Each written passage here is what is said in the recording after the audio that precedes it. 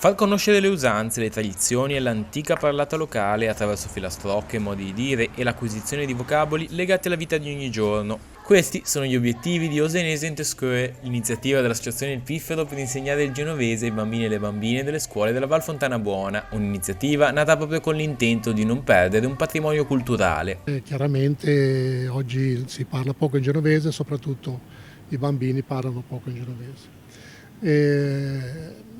Il genovese non è solo una lingua, è anche un patrimonio di cultura, di tradizioni, di cucina, di favole, e quindi mi si sembrava giusto che non andasse perso. Nata 3 anni fa, inizialmente con la collaborazione dell'Associazione Oleudo di Sesti Levante, le lezioni sono nelle classi terze, quarte e quinte. Le scuole coinvolte sono quelle di Calvari, Cicagna, Lumarzo, Monleone e Ogno. Interveniamo raccontando sia la parte tradizionale che un po' di grammatica, diciamo che ad esempio tramite schede, tramite uso di lavagne digitali, tramite video cerchiamo di interessare i ragazzi e vediamo che sono molto interessati, anche ragazzi che vengono da altre nazioni. I volontari dell'associazione che vanno nelle scuole sono 8. Allora, intanto il primo saluto, facciamo un saluto che è più tipico di Genova, che è signoria.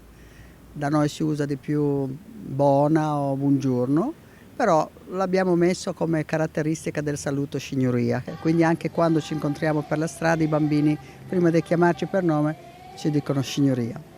E poi abbiamo delle schede nel quale sono riportati oggetti o cose di uso comune con la scritta in genovese.